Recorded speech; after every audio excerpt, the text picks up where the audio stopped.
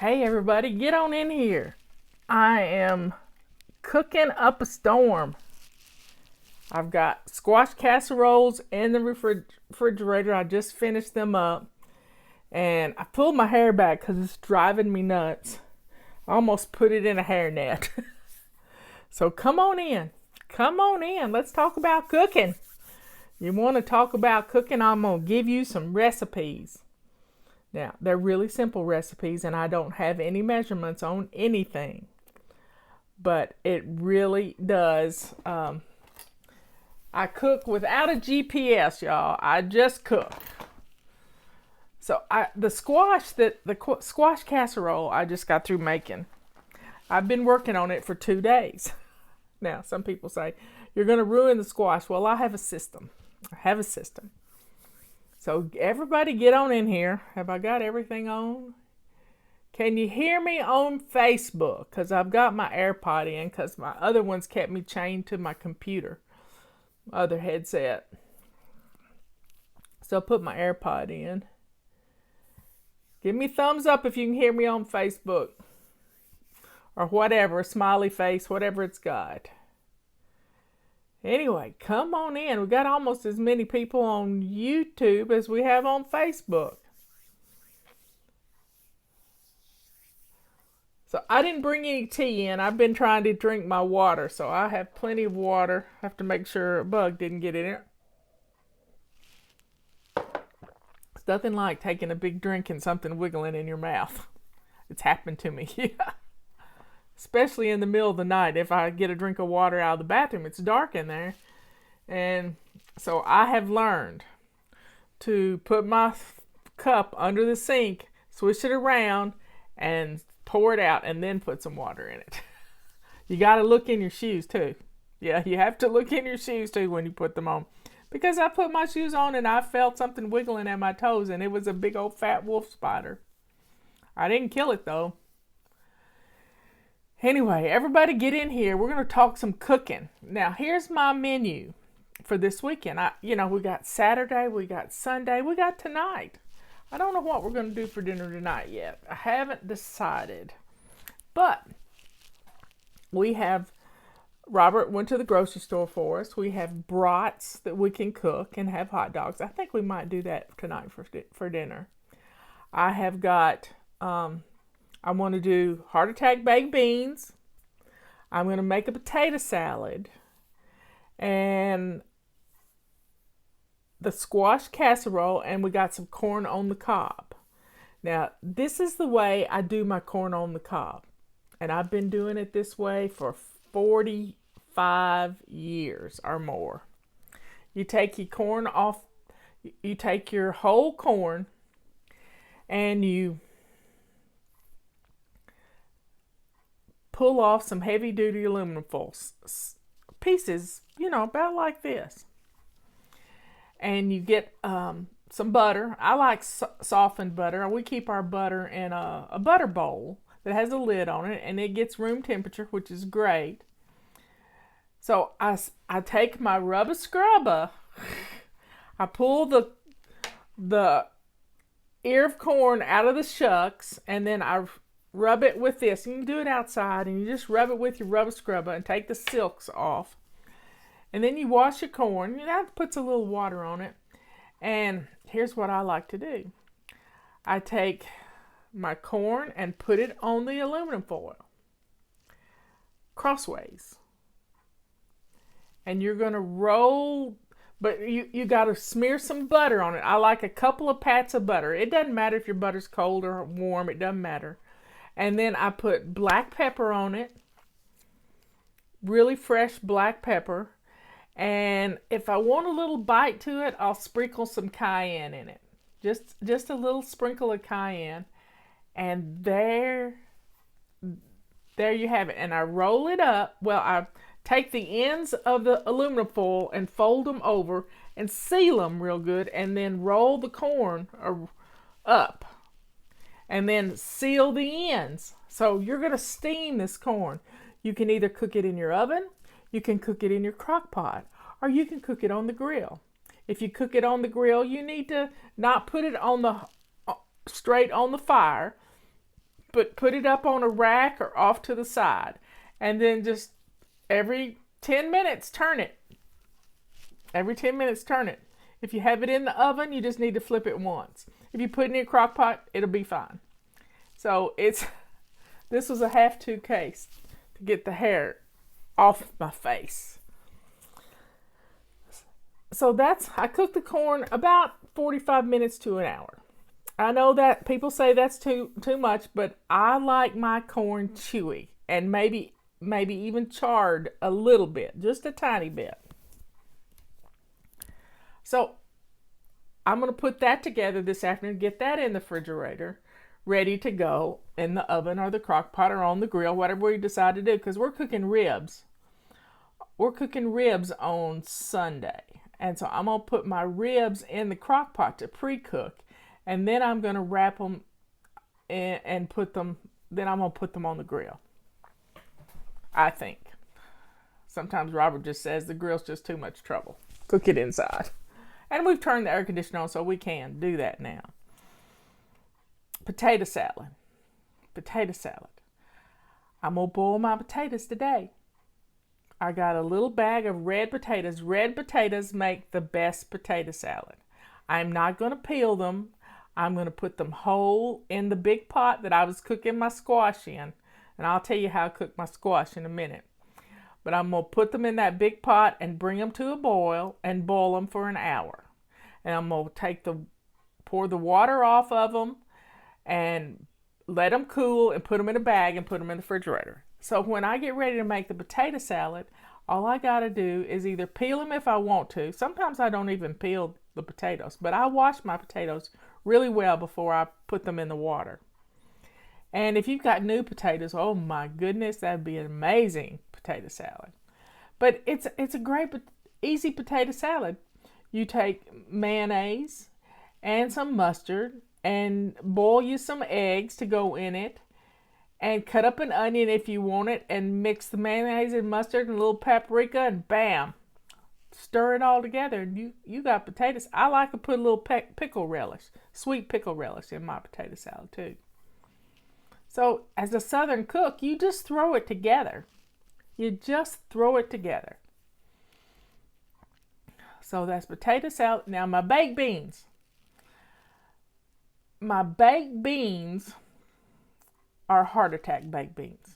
They have lots of bacon in it. And Robert gets these mangled pieces of bacon in a package about like this, and I cut it up, and I've thrown that in the crock pot to pre-cook. So it's ready to go. I'm going to turn the crock pot off right now. And I can stir, well, I might just go ahead and stir in my stuff for my fixings. So I just take a couple of cups, maybe 3 cups of, I'm making a lot of baked beans because I'm going to share them with my neighbor. And I'm going to put the ketchup in there and some brown sugar and about a cup of brown sugar, 3 cups of, the recipe's on our website. You can't miss it if you search for heart attack baked beans. And then brown sugar, a little Worcestershire, a little mustard, and stir it up until the sugar dissolves and let that cool. Or you can just go ahead and pour your baked beans over it and put them in the refrigerator until you get ready. I usually just make the fixings ahead of time, and then all I've got to do is pour the baked beans into it after I've sort of semi-drained them. Because I use one of those big cans. Not the big fat can, but the big skinny can. And I use, what kind? I either use Campbell's or, what is the other? Showboat. Any pork and bean will work. Any pork and bean will work. Then, you just have to get it good and hot and bubbly. And a crock pot is a good way to do that without stirring up a lot of heat. That's baked beans. Oh, and I have a cabbage. I have this huge cabbage that Mr. Lyle brought me. And I'm going to make him, and us too, some stir-fried cabbage. So I take some bacon.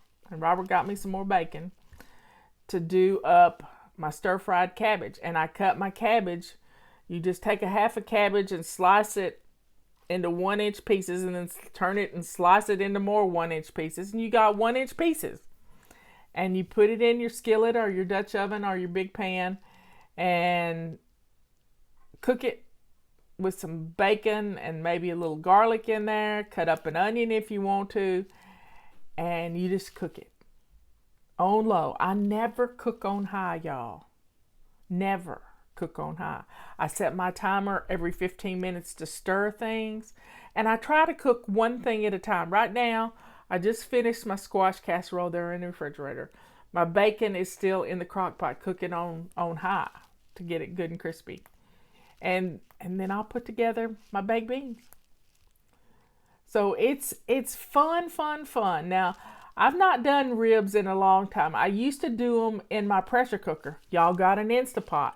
You can stand them up in your Instapot and put some water in there and pre-cook your ribs. So you're going to have fall off the bone ribs. And then put them on the grill with your barbecue sauce to dry up the barbecue sauce. And it is an amazing, they're good. Justin cooks them a lot. I haven't cooked any in years, but we got some in the freezer that need to be cooked. It need to be cooked. And I have had the baked beans where people have pre-soaked. This is weird. This is really weird. And it was really good though. You know, these mixed bean soup mixes you can get. All she had in her pantry was this mixed bean soup mix, a 2-pound pack of it. She put those in a pot and let them soak overnight, and then made her baked beans out of those. And that was pretty good. I had that at a 4th of July party one time at Lake Lure. It was amazing. You make do with what you got, you know? And you can do some deviled eggs to go along with this, but I don't know that we're going to do that. But I'm going to boil some eggs for my potato salad. And we're going to have a great meal, and celebrate with our neighbors and just have fun. Might even shoot off a few fireworks, or maybe get our pistol out and do some target shooting. Nothing like hearing a pistol on the 4th of July. Yeah, let freedom ring, y'all. Let freedom ring. Christy McClure Burns. I got McClures in my grandmother. My great grandmother was a McClure. My Granny Pickard was a McClure. We could be kin. But that's what we're cooking. And I'm going to try to bake a few eggs. Let me tell you, Carrie, about the angeled eggs. They need to be room temperature. Room temperature. They have to be room temperature. I take them out of the refrigerator the night before, and if it's a styrofoam egg carton, I take them out of the egg carton and lay them out and let them get room temperature. Don't put them in the oven cold because they won't cook right. But you should try 3 or 4 before you ever do a whole bunch of them. But start with room temperature. That is a must. Anyway, folks, I'm cooking and having fun, setting my timer every 15 minutes, getting some work done at the same time. But I don't cook on high. I don't get in a hurry because I got all day. And we're not going to party till Sunday. Well, we might eat something. We might eat something tonight. But I got this wonderful squash casserole that I can cook up. Anyway, folks, y'all have some fun in the kitchen. My sink full of hot soapy water has been wonderful to help clean as I go. So my kitchen doesn't look like it blew up. Anyway, if I get back in the kitchen, I might do a short little video from there for YouTube. Y'all have some fun. Enjoy the process. Get you some stuff for some s'mores and build Build a fire if you're able to build a fire where you are. Recipe. I don't have recipes. Well, there's some recipes on Facebook. I have not Facebook on our flylady.net, and just do a search in the Google search bar for recipe section, and you'll find them. But the corn on the cob is the best ever. Because we don't have any corn that's really ready right now because it's not even knee high yet. Oh, the squash. So I had 2 grocery sacks full of squash. 2 grocery sacks full of squash. And so I cut the ends off and put them in. I have a big steamer pot. It's really a colander for cooking pasta in, but I like to use it as a steamer, so I put about this much water in the bottom of it. And then I steam the squash so it was so much squash. The thing was full of squash, and I put 2 onions in it. And squash has got a lot of water in it. So I like to cook my squash. So I steam it not to add more water to it, but to get it done. And then I pour the water out of the pot and pour the squash back in the pan. Take my potato masher or my spatula and just chop it all up. And then on low, setting my timer every 15 minutes to get up and stir it, I cook the water out of it. So last night I cooked it yesterday afternoon I cooked it for a couple hours, put it in the refrigerator. And then today I started cooking it over again, and I got it to the right consistency. Oh my. I put some black pepper in it. Fresh ground black pepper, and just cooked it till the water's out of it. And I ate some of it because it's really good fresh squash. I mean, it's amazing fresh squash. And I hadn't had fresh squash in a couple of years. So I cooked it down, and then I took it off the eye of the stove. I'm stirring it every 15 minutes so it won't stick. It won't brown. And I added 2 cans of cream of chicken. Oh, one thing I forgot. Grate up, really fine grated carrot in it. So you got little specks of orange. You got the yellow. And so add 2 cans of cream of chicken soup and 1 8-ounce tub of sour cream. And stir. It's yellow squash. Yellow crookneck squash. Or it was straight neck squash. And you make this slurry of squash and cream of chicken soup. Don't dilute the soup. Put it in there just out of the can. And you put a layer of this down in your casserole dish. And you put a layer of, I like Robert brought home Pepperidge Farm stuffing mix, herb stuffing mix. So it's rather coarse. But he didn't get a big package of it because I didn't say get a big package. He got a little package. So I just used that for the top of the 2 casseroles. And then, but I put 3 layers. Between the layers, I had a bag of my homemade breadcrumbs. And I had put herbs in them so that I could have herbed breadcrumbs or panko. And it was in the freezer. So I put a layer of my herbed breadcrumbs, and it was from some homemade rolls that didn't look good, so I just put them in the food processor and made breadcrumbs out of them.